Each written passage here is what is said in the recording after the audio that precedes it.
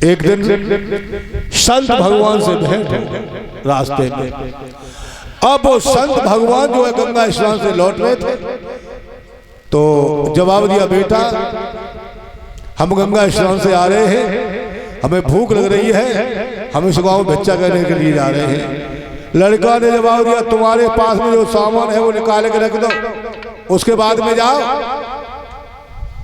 संत भगवान ने कहा, बेटा ये तुम क्या कह रहे हो? देखने में तो जो है अच्छे परिवार से मालूम पड़ते हो, लेकिन काम तुम्हारा बहुत खोटा है, बहुत गंदा काम है। इस कमाई से तुम्हारे घर वाले कितने खुश हैं?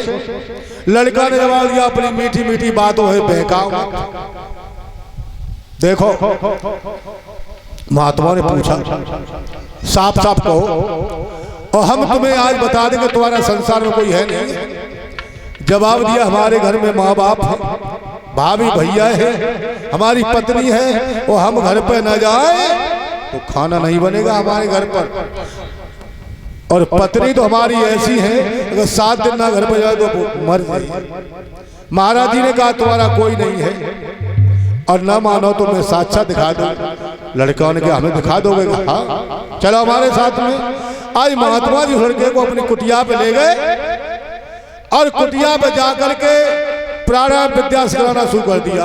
अपनी सांस को जो है ब्राह्मण में खींचना, 1 घंटा 2 घंटा 3 घंटा कर। और लड़का जब निपुण हो गया तो कहा, गुरुजी अब हम विद्या में निपुण हैं, आप कहते हैं हम दिखा देंगे घर वालों को कितना प्यार करते हैं तुमसे, अब हमें दिखाओ। गुरुजी ने कहा, जाओ घर वालों की परीक्षा ले लो। और जा करके लड़का जब घर पर पहुंचा, भाभी को आवाज दी, भाभी निकल के आई, जवाब दिया, अब जल लेके आओ भाई। भाभी जल लेने के लिए गई, लड़का चारपाई पर लेट गया, अपनी प्राण वायु को 10वें द्वार में रोक दिया, अपनी सांस को खींच के। भाभी आई, आवाज नहीं, लला पप्पू, ओ लला पप्पू। अब पप्पू हो तो बोले, माँ को सागर खोलो। सांस को ब्राह्मण खींच लिया। भाभी ने नवई देगी, कौन तक नवई ना मिली तो लोटा रख दो जल को वहीं पर, और रोने लगी। भाभी कैसे रो रही है?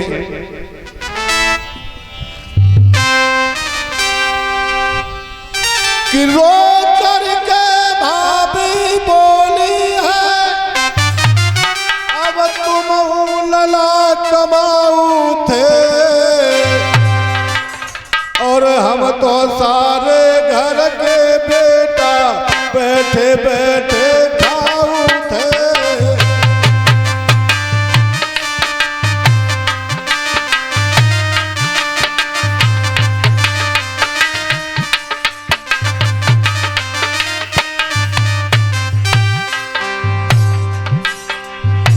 हम तो सारे घर के बेटा बैठे बैठे खाऊ थे।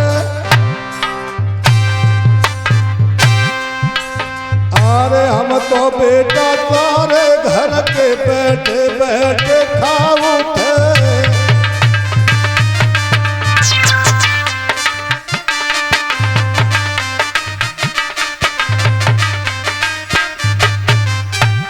जैसे ही भाभी की रोने की आवाज सुनी, सारा घर एकत्र हो गया और जैसी हालत देखी, सभी पट के खा चले आ रहे थे भक्तों। और इधर जो है दुल्हन कमरे में बैठी, जैसे दुल्हन की आवाज पड़ी कान में।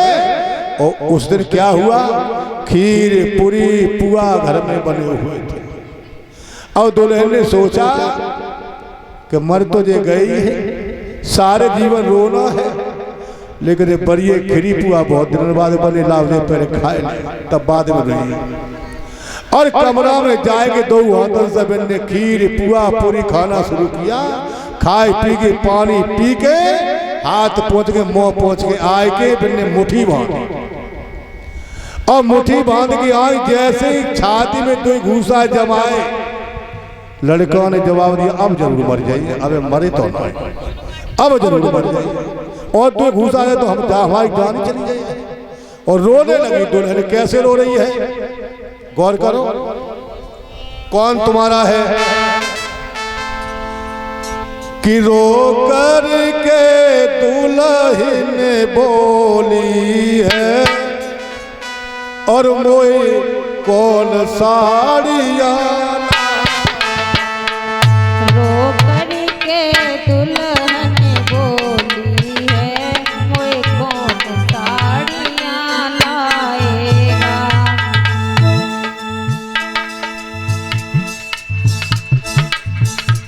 रो करके दुल्हन बोली है मोए कौन साड़िया लावेगो। लड़का सोच लो हमसे झूठा प्यार था और पत्नी कह रही हमें नीकी नीकी साड़ियां कौन लाएगी है। और सुनो अब तुम तो जात कंत मेरे मोए मेला कौन दिखाए। अब तुम तो जात कंत मेरे मोए मेला कौन दिखाएगा।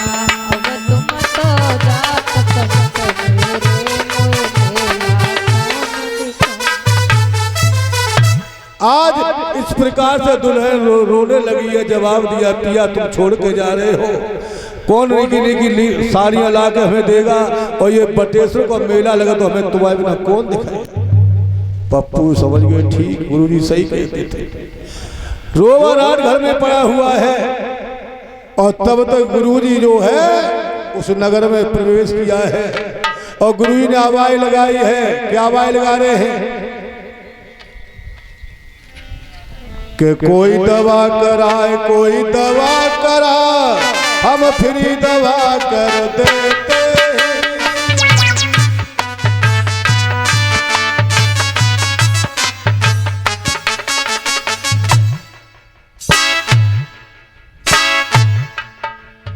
महात्मा जी ने आवाज लगाई सब नगर के एकत्र हुए और जवाब दिया क्या कह रहे हो महाराज जी का चिलम के नशा में तो नहीं हो तुम है? ना ना ना ऐसी कोई बात नहीं है। महात्मा समझाए कि बोले सुनो कोई दवा कराए कोई दवा करा हम फिर दवा कर देते हैं। मुर्दा मरीज को हम देखो फौरन जिंदा कर देते हैं।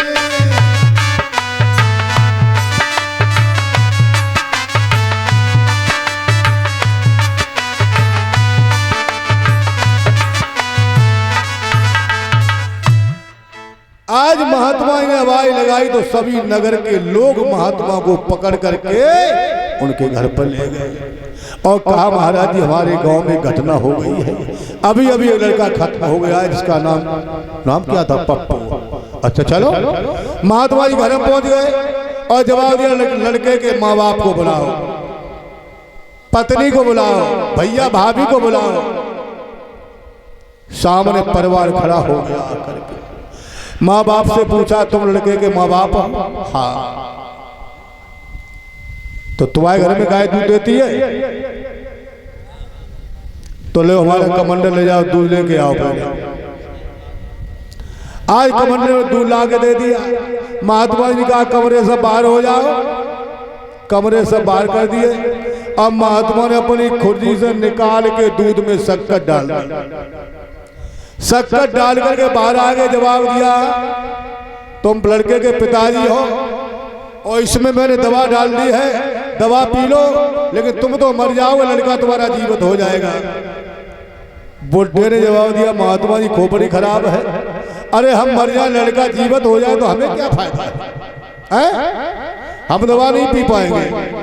लड़का सोचने लगे गुरुजी सही कहते कोई अपना नहीं है। आज जो है माँ को बुलाया जवाब दिया माँ की ममता समझो विलक्षण हुआ करती है तुम इसको पी लो तुम तो मर जाओगे लेकिन तुम्हारा लड़का जीवित हो जाएगा। हाय बुढ़िया के हाथ पैर कांपने लगे और कहने लगे महात्मा जी तुम्हारी खोपड़ी खराब तो तुम्हें हमारे घर की दिशा कुछ मालूम है?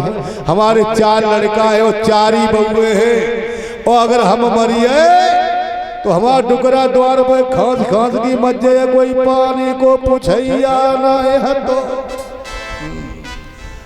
बुढ़िया ने मना कर दी और बुढ़िया ने जब मना कर दी भाभी को बुलाया और भाभी से ये कहा गए तुम्हारे देवरे हैं, हाँ दवा तुम पी लो, तुम्हारे देवर जीवित हो जाए तुम मर जाओगे।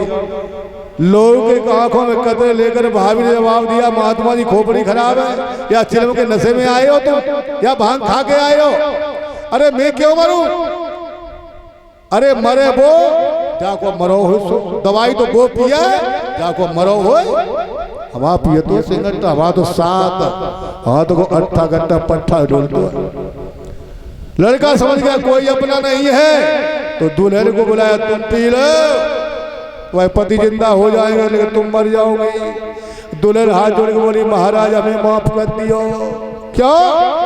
हम मर जाए पति जीवित है तो हमारा पति से क्या संबंध रहा, लेकिन महाराज हम ये जियत मखरिया ना लील पाएंगे, लेकिन जो है अब जे मर गए सो मर गए, हम अंत ही कौ जाए के टटोलिए लेकिन जियत मखरिया ना लील पाएंगे। आज भक्तों महात्मा जी जवाब दिया कोई पीने के लिए तैयार नहीं है तो सुनो कि बाबा जी बोले हम पी ले और तो सब घर के राजी हो। बाबा जी बोले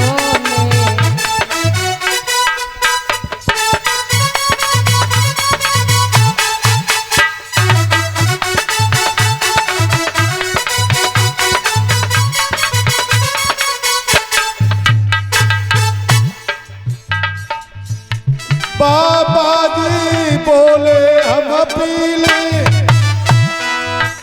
अरे तो सब घर के राजी हो। फिर सारे घर के न लगे तुम्हारी बढ़िया